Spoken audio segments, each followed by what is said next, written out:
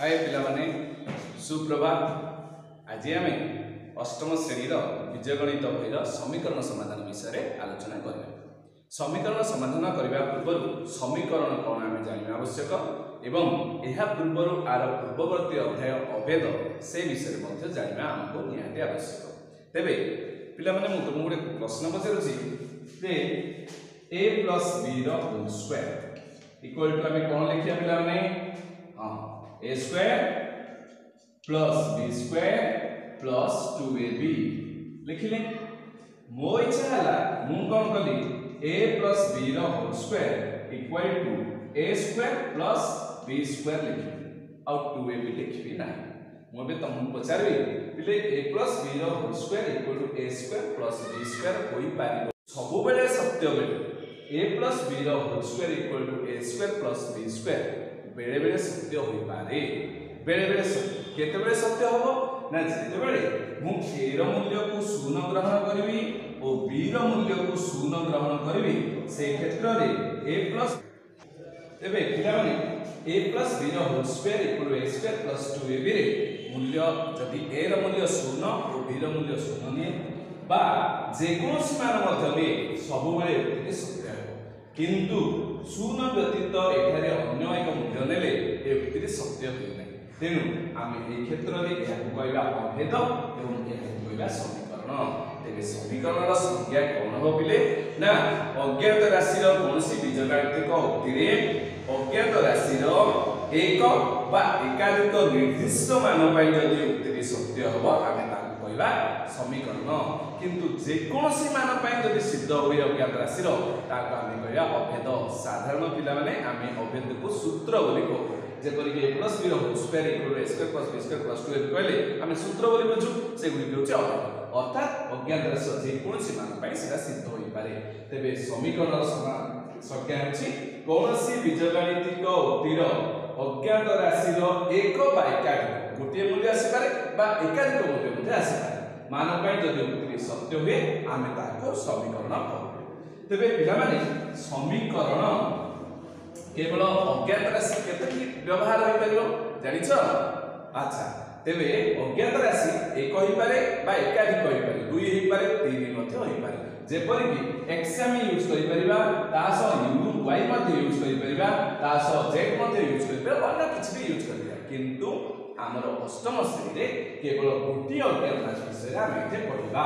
तेबे आमे जहा समीकरण समाधान करिबा से गुको एक अज्ञात राशि विशिष्ट समीकरण ता x होई पारे बा y होई पारे बा z होई पारे है ना। ठीक अछि, मु गोटे समीकरण तुमको गोटे एग्जांपल दोछि। माने कर मु कहबी 3x + 2 = 8 एहा एक समीकरण मु नै x रो को मान एथरे स्थापन कले ताकू 3 द्वारा गुणिले एवं 2 मिसेले तार मूल्य 8 आसे। तेबे आमे ए क्षेत्र कोन करबा ना अज्ञात राशि जो मूल्य निर्णय करबा ताहा कोइ कुआ जाय समीकरण समाधान। अर्थात समीकरण समाधान करिवार अर्थ हेउची अज्ञात राशि रो मूल्य को आमे आनिना। बुझिलो? वर्तमान आस देखिबा आमे एठारे किपरि अज्ञात राशि रो मूल्य निरूपण करबा। एठारे मु जे देखि 2 अछि मु ए 2 को जदि एठारो बाहर करबा को चेष्टा करी तेबे मु कोन करबी ना 3x + 2 - 2 करबी। तेबे दक्षिण पार्श्व मध्ये 8 - 2 मध्ये करबा को पड़िबो। एठारे 2 2 कैंसिल हेले मूल्य आसीबो 3x = 6। ठीक से परी x सह एठारे 3 गुणन थिबारु मु एहा को जदि बाहर करियो चेष्टा करे तेबे मु 3x / 3 करबी एपटे मध्ये 6 / 3 करबी 3 कैंसिल होला परे 3 2 6 x रो मूल्य आसीबो 2। So start. तेबे x रो मूल्य बिले एटा आसला 2 तेनु समीकरण समाधान वाला जेठी अज्ञात राशि रो मूल्य आसला 2। तेबे आमे एठारे परीक्षा करिबा पई वाम पार्श्व और दक्षिण पार्श्व रो मूल्य रे एने को स्थापन जदि करिबा तेबे उभय पार्श्व मूल्य समान आसीबो। धर मु वाम पार्श्व रे नेली 3x + 2 मोर अज्ञात राशि रो मूल्य 2 आसीथिबारु मु एठारे 3 * 2 + 2 3 * 6 + 2 = 8 जहा कि दक्षिण पार्श्व मूल्य सह समान होला तेणु अज्ञात राशि मूल्य आसला 2 एठारे समीकरण समाधान होला अर्थात अज्ञात राशि मूल्य निरूपण या आम कहबा समीकरण समाधान। तेबे पिला माने वर्तमान एही परि आउ किछि आगु जाई आमे टिके अलगा धरणर अज्ञात राशि तिर मूल्य किपर निर्णय करिया देखिया। मने कर मु पिले लिखि 3x + 2 = 2x - 8 मु एठारे अज्ञात राशि मूल्य निरूपण करिया को चाहे तेबे मु कोन करबे ना एपडे अज्ञात राशि अछि एपडे अज्ञात राशि अछि अज्ञात राशि को गोटे पार्श्व को आने चेष्टा करिवे बाम पार्श्व को एवं ज्ञात राशि को दक्षिण पार्श्व को नेबा को हमें चेष्टा करबा इंप्लाइज देनी 3x जदि मु 2x को पार्श्व परिवर्तन करी बाम को आनी एपडे प्लस थिले एपडे आसे जहा माइनस हेबो एवं एपडे गुणन थिले एपडे आसे हरण ठीक सही वियोग थिले एपडे जोग एवं एपडे हरण थिले एपडे आसे गुणन थिला मु एबे 2x आनी -2x = -8 दक्षिण पार्श्व अछि 2 रो बाम पार्श्व थिला 2 को दक्षिण पार्श्व नेले ताहा -2 होला 3x ରୁ 2x वियोग कले मूल्य आसिला x -8 - 2 मूल्य आसिला -10 तेबे एखारे x रो मूल्य आसिला -10 एवं समीकरण समाधान होई गला जार मूल्य आसिला -10 एही उपाय रे हमें विभिन्न समीकरण समाधान करबा। जदि आपिके आगु जिबा हमें वज्र गुणन एक पद्धति अछि जहाकू व्यवहार करि मध्य हमें समाधान करि परिबा।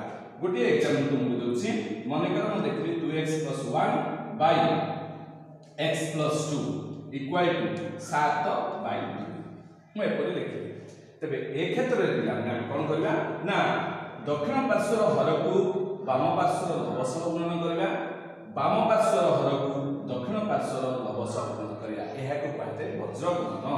तबे पिलाने मु गुणन करिया चेष्टा करूछि 7 × x + 2 = डाहाण पार्श्व कोन लिखबा 2 × 3x + 1 बुझा गला पिला माने वर्तमान हम गुणन करबा कहलो 7 को x द्वारा गुणिमा कोन आसो 7x + 7 × 14 = 2 × 3x means 6x + 2 × 1 2 पुणी हमर पूर्व जो प्रकार करथिले से रूप को फेरि आसला वर्तमान में ज्ञात राशि को गोटे पार्श्व को नै आसीबा अज्ञात राशि गोटे पार्श्व नै आसीबा वर्तमान अज्ञात राशि को बाम पार्श्व को नै आसीले 7x 6x माइनस करी 6x = 2 -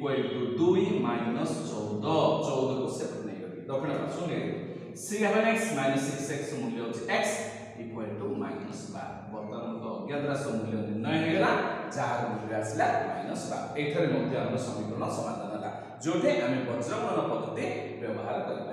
ठीक अछि पिला माने वर्तमान मु तुमको 2-3टी गणित देउछि तमे परवर्ती क्लास रे से गुडी को नै आसी करी नै आस्तिबो जहा डाउट को बुझिबा एवं आमे आर परवर्ती द्विघात समीकरण विषय आलोचना करबा। तबे पिला माने लिखिनियो 2-3टी 2x + 2 = 7x - 3 2 number x + 2 = 7 number 3 x + 1 / x - 2 = 5/7 ए तीनोटी गणित तुमे परवर्ती क्लास रे समाधान करी आथिबो जार जदी डाउट थिबो हमें आ विषय आलोचना करिबा। आज एतिक रखिया परवर्ती क्लास रे हम उच्च क्लास देबा। ठीक अछि धन्यवाद।